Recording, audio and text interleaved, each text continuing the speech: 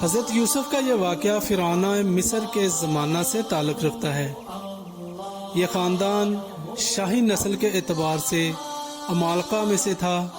مصر کی تاریخ میں ان کو حقوس کے نام سے تعبیر کیا گیا ہے، اور ان کی اصلیت کے متعلق کہا گیا ہے کہ یہ چرواہوں کی ایک قوم تھی۔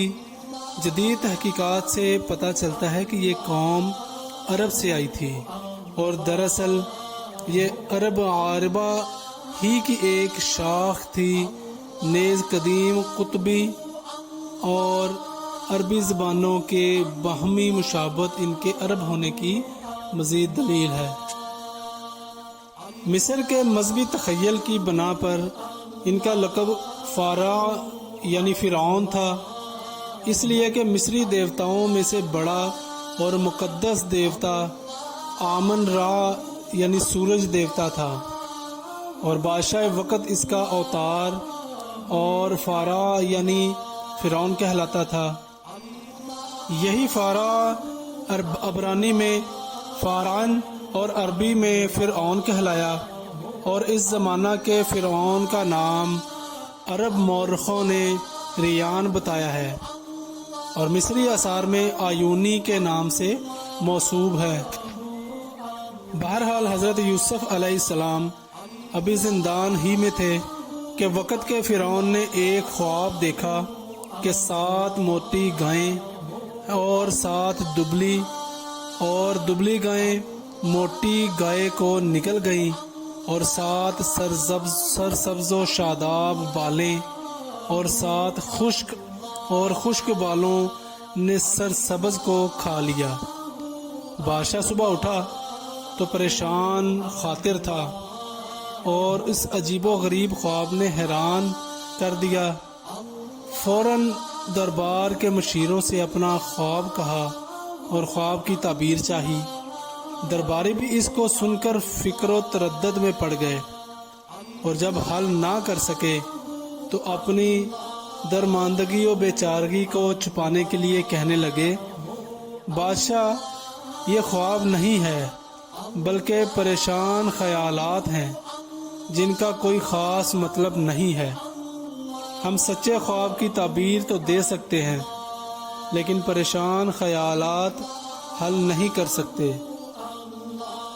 بادشاہ کو درباریوں کے اس جواب سے اطمینان نہ ہوا کہ اسی اثنا میں ساقی کو اپنا خواب اور یوسف علیہ السلام کی تعبیر کا واقعہ یاد آ گیا۔ اس نے بادشاہ کی خدمت میں عرض کی کہ اگر کچھ مہلت دیجیے تو میں اس کی تعبیر لا سکتا ہوں، مجھے یہاں سے جانے کی اجازت دیجیے۔ بادشاہ کی اجازت سے وہ اسی وقت قید خانے پہنچا اور حضرت یوسف علیہ السلام کو بادشاہ کا خواب سنایا اور کہا کہ آپ اس کو حل کیجیے، کیونکہ آپ سچائی اور تقدس کے پیکر ہیں اور آپ ہی اس کو حل کر سکتے ہیں۔ اور کیا ہی عجب ہے کہ جن لوگوں نے مجھے بھیجا ہے، جب میں صحیح تعبیر لے کر ان کے پاس واپس جاؤں تو وہ آپ کی حقیقی قدر و منزلت معلوم کر لیں گے۔ حضرت یوسف علیہ السلام کا کمال، صبر و استقلال اور جلالت و قدر کا اندازہ کیجیے کہ ساقی کو نہ ملامت کی اور نہ برسوں تک بھولے رہنے پر جھڑکا اور نہ عطائے علم میں بخل سے کام لیا اور نہ یہ سوچا کہ جن ظالموں نے مجھے بے قصور زندان میں ڈالا ہے اگر وہ تباہ ہو بھی جائیں اور اس خواب کا حل نہ پا کر برباد ہو جائیں تو اچھا ہے، ان کی یہی سزا ہے۔ نہیں، ایسا کچھ بھی نہیں کیا، بلکہ اس وقت خواب کی تعبیر دی اور اپنی جانب سے اس سلسلہ میں صحیح تدبیر بھی بتلا دی اور ساقی کو پوری طرح مطمئن کر دیا۔ اس خواب کی تعبیر اور اس کی بنا پر جو کچھ تم کو کرنا چاہیے وہ یہ ہے کہ تم 7 برس تک لگاتار کھیتی کرتے رہو گے اور یہ تمہاری خوشحالی کے سال ہوں گے۔ جب کھیتی کے کٹنے کا وقت آئے تو جس قدر مقدار تمہارے سال بھر کھانے کے لیے ضروری ہو اس کو الگ کر لو، اور باقی غلہ ان کی بالوں میں ہی رہنے دو تاکہ محفوظ رہے اور گلے سڑے نہیں۔ اس کے بعد 7 برس بہت سخت مصیبت کے آئیں گے، وہ تمہارا جمع کیا ہوا تمام ذخیرہ ختم کر دیں گے۔ اس کے بعد پھر 1 برس ایسا آئے گا کہ خوب پانی برسے گا، کھیتیاں ہری بھری ہوں گی اور لوگ پھلوں اور دانوں سے عرق اور تیل بہتات کے ساتھ نکالیں گے، یعنی موٹی گائیں اور بالیں خوشحالی کے سال ہیں، اور دبلی گائیں اور بالیں خشک سالی کے برس جو خوشحالی کی پیداوار کو کھا جائیں گی۔ یہ قرآن عزیز کی بلاغت کلام کا اعجاز ہے کہ اس نے حضرت یوسف علیہ السلام کی تعبیر خواب اور اس سے متعلق تدبیر کو ایک ہی جملہ میں ساتھ ساتھ بیان کر دیا ہے تاکہ کلام میں تکرار اور دہرانے کی ضرورت باقی نہ رہے۔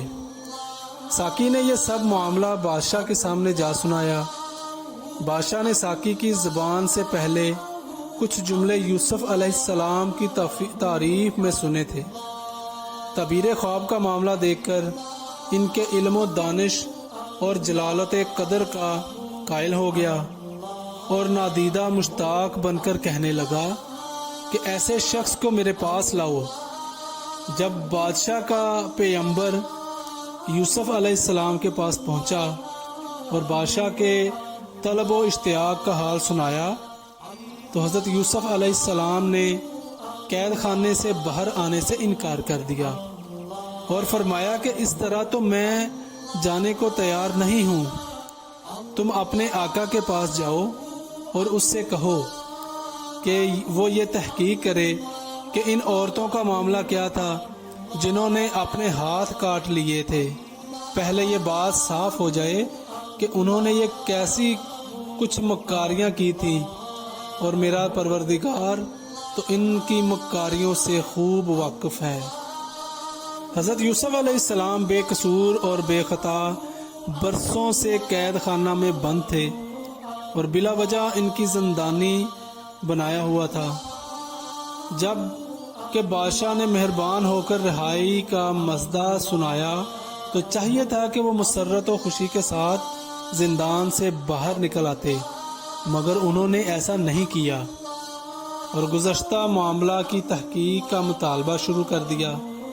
اس کی وجہ یہ ہے کہ حضرت یوسف علیہ السلام خانوادہ نبوت سے ہیں اور خود بھی برگزیدہ نبی و پیغمبر ہیں، اس لیے غیرت و حمیت اور عزت نفس کے بدرجہ اتم مالک ہیں۔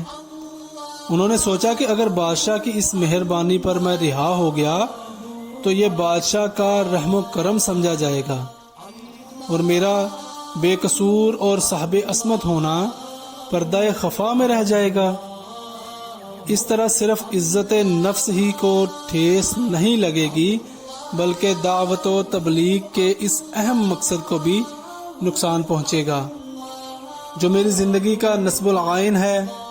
پس اب بہترین وقت ہے کہ معاملہ کی اصل صورت سامنے آ جائے اور حق ظاہر و واضح ہو جائے۔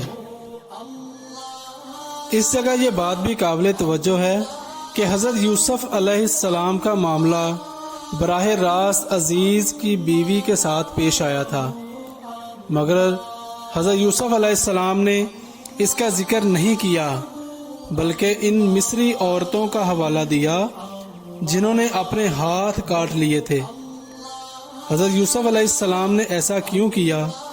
اس کی 2 وجہ تھی۔ ایک یہ کہ حضرت یوسف علیہ السلام کو اگرچہ عزیز کی بیوی سے زیادہ تکلیف پہنچی تھی مگر قید کے اس معاملہ میں ان عورتوں کی بھی سازش تھی، اس لیے کہ ان میں سے ہر ایک یوسف علیہ السلام کی عاشق اور ان کو اپنی جانب مائل کرنے کی آرزو مند تھی، اور ناکامی کی صورت میں سب نے مل کر عزیز کی بیوی کو اس کے قید والے فیصلے میں شاہ دی اور عملی جامہ پہنا کر چھوڑا۔